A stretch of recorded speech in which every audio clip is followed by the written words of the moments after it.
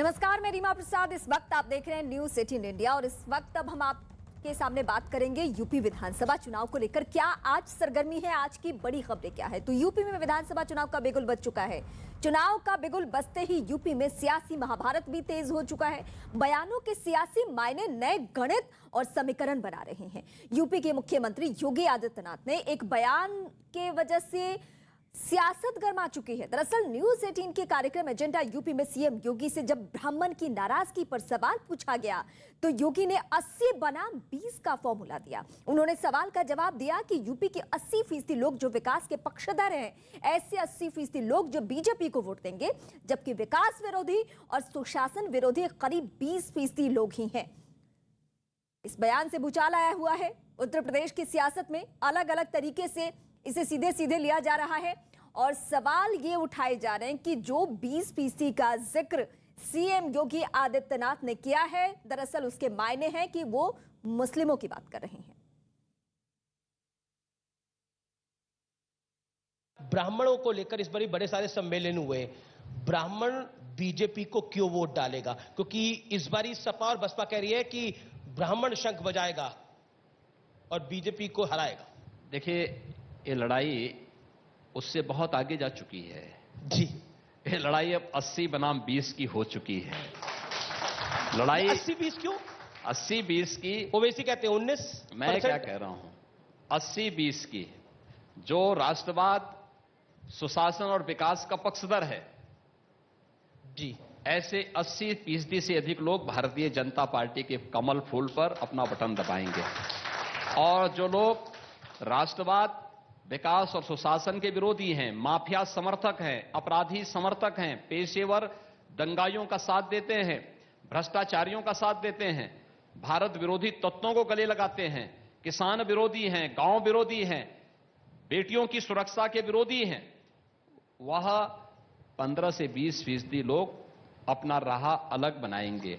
और इसलिए 80 बनाम 20 के इस चुनाव में ब्राह्मण ही नेतृत्व देगा, समाज का प्रबुद्ध समाज ही नेतृत्व देगा। ब्राह्मण का मतलब जाति नहीं, प्रबुद्ध समाज से है और वो प्रबुद्ध समाज ही नेतृत्व देकर के डबल इंजन की सरकार को फिर से यूपी में लाने का कार्य कर।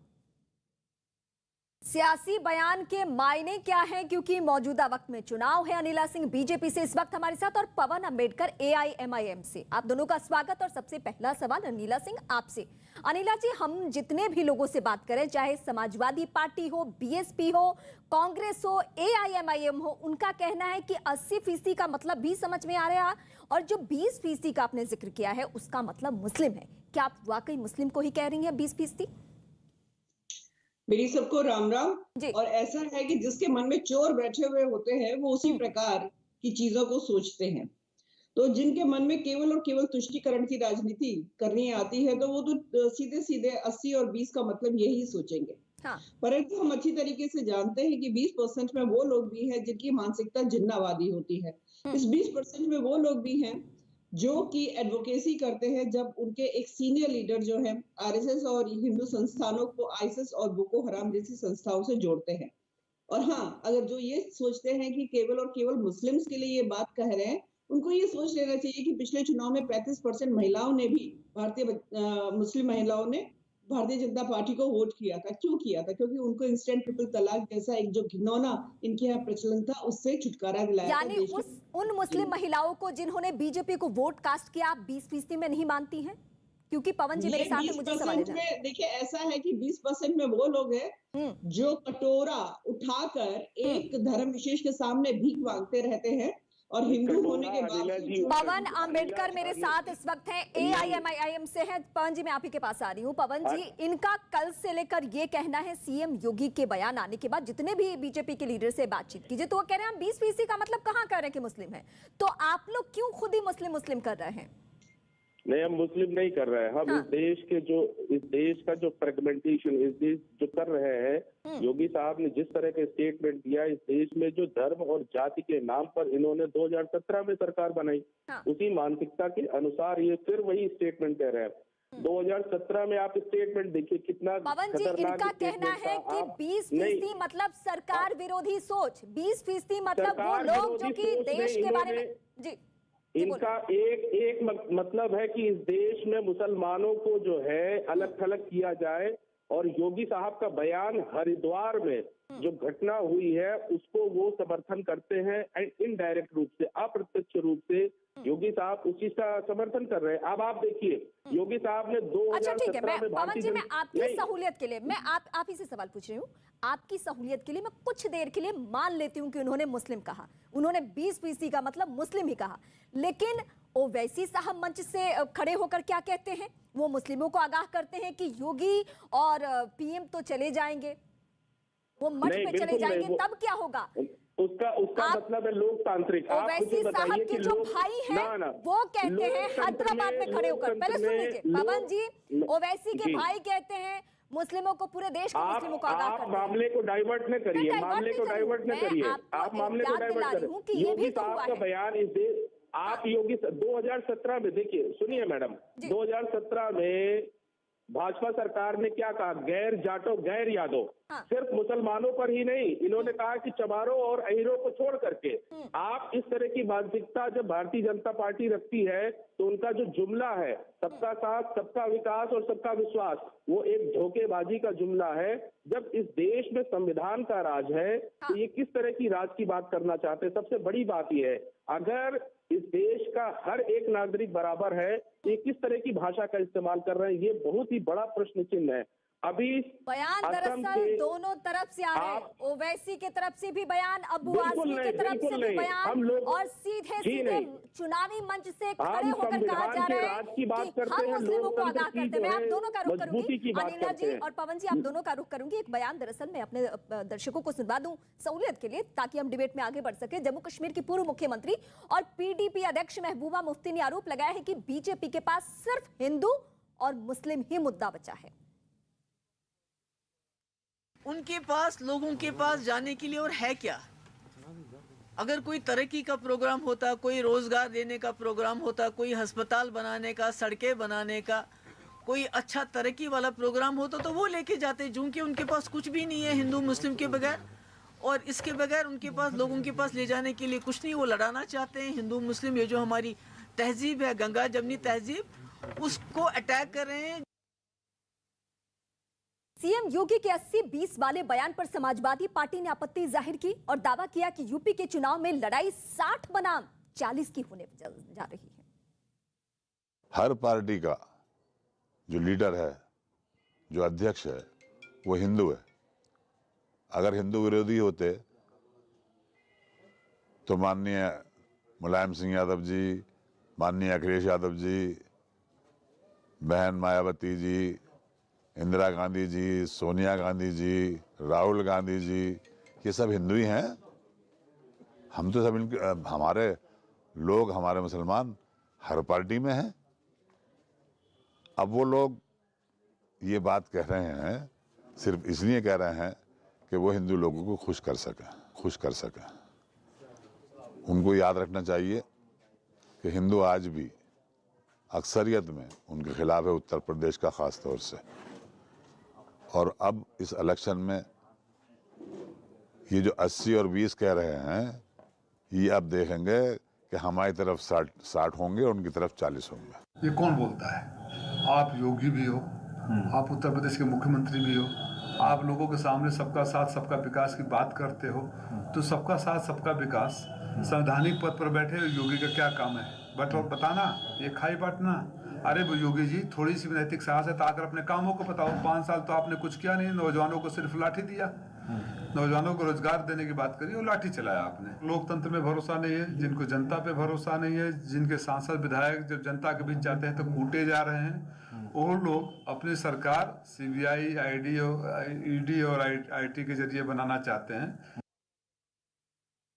अनिला सिंह बीजेपी से और पवन अंबेडकर AIMIM से हमारे साथ लगातार जुड़े हुए। अनिला जी, मैं आपके पास आती हूँ। अनिला जी, जब 60-40 कहा जा रहा है तो आपको क्या समझ में आ रहा है? समाजवादी पार्टी का स्टैंड है। दूसरा सवाल मैं इसी में ऐड करती हूँ, चूंकि महबूबा मुफ्ती का बयान भी हम सुनवा चुके हैं।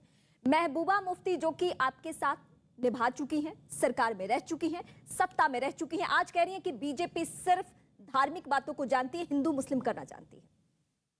ये लोग बिल्कुल बेकार के लोग हैं। ये लोग वो लोग हैं जिस थाली में खाते हैं उसी में छेद करते हैं। इनकी असलियत जो है पूरी दुनिया के सामने आ चुकी है। और एक चीज मैं बेहद स्पष्ट शब्दों में कह दूं, जो बारंबार विक्टिम कार्ड, क्योंकि एक धर्म विशेष से आते हैं, विक्टिम कार्ड लेकर खड़े हो जाते हैं, इनको मौका था जब 1947 में धर्म के आधार पर देश का विभाजन हुआ था, तो क्यों नहीं उस देश में चले गए जो इनके धर्म के लिए बनाया गया था, स्पेशली बनाया गया था। 1945 और 46 में जब चुनाव हुए थे तो मुस्लिम लीग अनिला जी को इतिहास के बारे में शायद जानकारी नहीं है। अनिला सिंह, ऐसे लोग कहते हैं कि उन्हें भारत पसंद था इसलिए वो भारत में रुक गए। कि इस देश में 565 से ज्यादा रियासतें हुआ करती थी जो ब्रिटिश इंडिया का हिस्सा नहीं थी। अनिला जी इस विषय पर क्या कहेंगी? एक हिंदू नहीं है, मुसलमानों का पहला अधिकार ये ऐसा मुद्दा है जब हम रियासतों पे बात करेंगे तो और वक्त लगेगा। रियासतों को लेकर क्या फैसला किया गया, लेकिन पवन जी मैं आप ही के पास आती हूँ। सियासी बातें हो रही है, सियासी बयानबाजी हो रही है, लेकिन पवन जी मैं आपसे समझना चाहती हूँ कि बीजेपी ने जब 80-20 कहा तो आपको भी मुस्लिम समझ में आया, लेकिन समाजवादी पार्टी अगर 60-40 कह रही है तो आपको क्या समझ में आ रहा है? क्या ये MY समीकरण का भी जिक्र हो रहा है? मुस्लिम यादव कॉम्बिनेशन जो है समाजवादी पार्टी के लिए, क्या उसका जिक्र हो रहा है?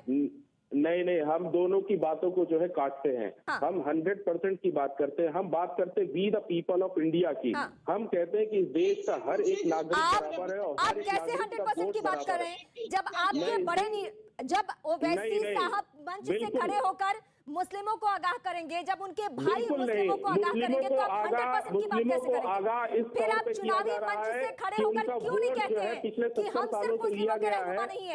आप क्यों नहीं कहते? अधिकार को लेकर के कोई बात नहीं कही गई है। हम उसको लेकर के बात करते हैं। हम बाइफरकेशन की बात नहीं करते हैं, ना ही डिवीजन की बात करते हैं, ना ही पवन जी आपके सीनियर लीडर, आपकी पार्टी के प्रमुख चेहरा कभी चुनावी मंच से या किसी भी मंच से खड़े होकर उन्होंने कहा है, हिंदुओं की बात की है, वो मुस्लिमों को आगाह करते हैं? एक बात बिल्कुल सही है, ये बात उन्होंने कही है, खड़े मंच पर कही है कि देश का हर एक नागरिक का जो है वो बराबर है, देश के हर एक नागरिक का अधिकार है। हम उसकी बात करते हैं। क्या कहा है? ओवैसी ने ये कहा है कि देश के मुसलमानों एक हो जाओ, उत्तर प्रदेश के मुसलमानों एक हो जाओ, ये कहा देश के बिल्कुल नहीं। उसका मतलब ये नहीं, उसका मतलब ये है क्या होता है? इसका मतलब ये है कि क्या होता है कि सीएम योगी और पीएम मठ चले जाएंगे तो क्या होगा? संविधान में अधिकार मिले किसने कहा है? पवन जी ये किसने कहा है? पवन जी मैं आप ही से समझना चाहती हूं, अधिकारों को आज तक उनसे वंचित क्यों रखा गया है? हम उसकी बात कर रहे हैं। जिन्होंने उनका वोट लेकर के इस देश में शासन सत्ता की है, हम उनसे प्रश्न कर रहे हैं कि इस देश के मुसलमानों को आपने संविधान के आधार पर जो अधिकार मिलने चाहिए, एक बार फिर मैं आप दोनों का रुख करती हूं। इस बीच कुछ और बड़ी बातें हैं, मैं अपने दर्शकों को बता दूं, वो बयान भी सुनवा दूं। ओवैसी की पार्टी AIMIM ने आरोप लगाया है कि बीजेपी चुनाव से पहले हिंदू मुस्लिम कर रही है और यूपी के 80% जनता परेशान है। 80% लोग उत्तर प्रदेश में बहुत परेशान है और 20% क्या, मैं समझता हूं 8% लोगों की हुकूमत है।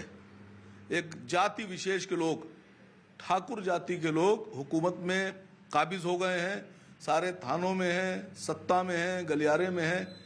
ब्राह्मणों पे जुल्म हुआ, मैं समझता हूं करीब 500 ब्राह्मणों की हत्या हुई, ये भी जनता भूलने वाली नहीं है। दलित भी परेशान है, मुसलमान भी परेशान है, बैकवर्ड, अदर बैकवर्ड क्लास, अनुसूचित जाति, आदिवासी, कोई ऐसा नहीं है जो उत्तर प्रदेश में भारतीय जनता पार्टी की योगी सरकार से परेशान ना हो। वहीं बीजेपी नेता शहजाद पूनावाला ने योगी के बयान को सही ठहराया और दावा किया है कि योगी सरकार हिंदू और मुस्लिमों में फर्क नहीं करती है, सबका विकास करती है। 2.5 करोड़ से ज्यादा शौचालय बने तो क्या मोहम्मद और मोहित दोनों के लिए नहीं बने? जब 1.5 करोड़ से ज्यादा उज्ज्वला योजना के तहत सिलेंडर दिए गए तो क्या शिल्पा और सुल्ताना दोनों को नहीं मिले? जब 40 लाख से ज्यादा आवास गरीबों के बने तो क्या हिंदू मुसलमान उसमें देखा गया? जब हमने 36,000 करोड़ के लोन किसानों के माफ करवाए। कांग्रेस पार्टी के नेता दीपक सिंह ने सीएम योगी के 80-20 वाले बयान पर अपनी प्रतिक्रिया दी है और दावा किया है कि यूपी में 20% पर योगी आदित्यनाथ की पार्टी सिमटने वाली है। ये लड़ाई उससे बहुत आगे जा चुकी है जी। ये लड़ाई अब 80 बनाम 20 की हो चुकी है। योगी आदित्यनाथ जी 80-20 की बात से मैं सहमत हूं, लेकिन थोड़ा उलट होने वाला है। भारतीय जनता पार्टी 20% सीटों के हिसाब से सिमटने वाली है और भारतीय जनता पार्टी की रणनीति है समाजवादी पार्टी को बढ़ाओ और जो मुद्दे हैं उससे जनता का ध्यान भटकाओ। उत्तर प्रदेश 5 साल पहले की सरकारों को जानता है, 5 साल की सरकारों को भी जानता है। उत्तर प्रदेश परिवर्तन चाहता है, भारतीय जनता पार्टी के झांसे में नहीं आना चाहता। जिन लोगों ने उत्तर प्रदेश को 32 साल पीछे किया है, उन्हें बहुत पीछे भेजना चाहता है। और अनिला जी बीजेपी से इस वक्त और पवन जी हमारे साथ AIMIM से जुड़े हुए हैं। एक बार फिर से दोनों का रुख करूंगी मैं। सबसे पहले अनिला जी मैं आपसे बात करूंगी क्योंकि इससे पहले आपने देखा कि हमने ओवैसी ने क्या स्टेटमेंट दिया है, इसको लेकर पवन जी से सवाल पूछे। लेकिन आपसे मेरा भी एक सवाल है और जो कि पब्लिक के जहन में भी होगा कि आपको 80-20 कहने की क्या जरूरत पड़ी? आप ये भी तो कह सकती थी ना कि वैसे लोग जिन्होंने विरोध किया है, ऐसे लोग जो सरकार विरोधी हैं, ऐसे लोग जो सरकार की नीयत पे सवाल उठाते हैं। 80-20 में अगर आप कैटेगराइज करेंगी तो मामला समझ में आएगा। देखिए, मामला जिसको समझना है बिल्कुल समझता रहे और जो नहीं समझ रहा है नहीं, अब इन्होंने सच्चाई कह दी है। अनिला जी ने बिल्कुल सच्चाई कह दी है के सामने आ रही है। जब हम हिंदू धर्म का सम्मान करते हैं तो हम सांप्रदायिक हो जाते हैं। जो लोग हिंदू धर्म का अपमान करते हैं वो धर्म निरपेक्ष हो जाते हैं। इस देश में यही होता चला आया है। उसको फुल स्टॉप लगाया है 2014 से और उत्तर प्रदेश में 2017 से। हमने विकास भी किया है। आज की तारीख में उत्तर प्रदेश जो है तो क्लियर चुनावी माहौल में हम समझे कि 20% का मतलब मुस्लिम ही आप कह रही हैं अनिला जी। तो चुनावी माहौल में हम समझे कि 20% का मतलब मुस्लिम ही आप कह रही हैं, जिस तरीके से आपने कहा। ये बिल्कुल सच्चाई अनिला जी ने बोल दिया है। ये सच्चाई का ये अपनी गिरबान में झांको। जो आपका नेता है ना वो किस ख्वाब में बैठा हुआ है? हिंदुओं के ऊपर उंगली उठाई तो उस उंगली को तोड़ना अच्छी तरीके से आप अपने गिरबान में जाके मैडम अनिला, आप ये देखिए कि देश में आप लोगों ने किस तरह की माहौल को पैदा कर दिया है। आप उसको देखिए। योगी साहब ने किस तरह का स्टेटमेंट दिया है। आज योगी साहब ने ब्राह्मणों को प्रबुद्ध बनाने का काम किया है। इसका क्या मतलब है कि इस देश का अनिला जी, पवन जी जवाब दे रहे हैं। पवन जी जवाब दे रहे हैं। आप अनिला जी से पूछिए कि ब्राह्मणों को प्रबुद्ध कहने का क्या मतलब है। एक विशेष वर्ग को आप प्रबुद्ध कह रहे हैं और जो अन्य लोग हैं क्या वो प्रबुद्ध नहीं है? क्या आप उन लोगों की उनकी सोच और उनको लेकर के आप प्रश्न चिन्ह खड़ा कर रहे हैं? इस देश के ब्राह्मणों को छोड़ करके अनिला जी एक एक करके पवन जी को बोल लेने दीजिए, उसके बाद आप जवाब दीजिएगा फिर से। पवन जी रखिए अपनी बात। अनिला जी ने बिल्कुल सच बोला है कि जिसको जो समझना है समझ ले। इसका मतलब ये है कि इस देश में वो नफरत का बीज पैदा करना चाह रहे हैं। इस देश में धर्म और जाति के आधार पर शासन करना चाहते हैं। पवन जी जब आप ये कहेंगे तो फिर से मैं वही बातें दोहराऊंगी। पवन जी मुझे बस ये क्लियर करना है। ठीक है, मैं मान लेती हूँ कि बीजेपी ने वही कहा है, लेकिन आप भी तो वही कह रहे हैं। मैं तो फिर अपना सवाल दोहराऊंगी आपके सामने। बिल्कुल, मैं फिर अपना सवाल आपके सामने दोहराऊंगी कि वही बातें हो रही है इस चुनावी माहौल में। जब ओवैसी साहब बिहार जाते हैं तो क्यों सीमांचल से चुनाव लड़ते हैं? क्यों वो बिहार के किसी और हिस्से में नहीं जाते हैं? क्योंकि पता है कि सीमांचल में मुस्लिम बहुल इलाका है। क्यों जब वो पश्चिम बंगाल में जाते हैं तो मुस्लिम बहुल इलाके में जाते हैं? वो क्यों यहाँ भी आते हैं? सीमांचल में उत्तर प्रदेश और बिहार का हाँ। चलिए इस बीच एक बड़ी खबर। देश में कोरोना के अब मामले पहुंच चुके 1,68,000। 24 घंटे में ये केसेस देखिए किस तरीके से उछाल। 24 घंटे में 277 लोग ऐसे हैं जिनकी जान जा चुकी है और 24 घंटे में करीब 70,000 ऐसे लोग हैं जो कि कोरोना से ठीक भी हुए हैं। और कोरोना के एक्टिव केसेस अभी मौजूदा वक्त में 8,21,000। देश में कोरोना का मौजूदा वक्त में आंकड़ा कितना है? 1,68,000 है। ये इस वक्त की सबसे बड़ी खबर, यानी कोरोना के आंकड़े परेशान करने वाले। ये चिंताजनक स्थिति है और यही वह है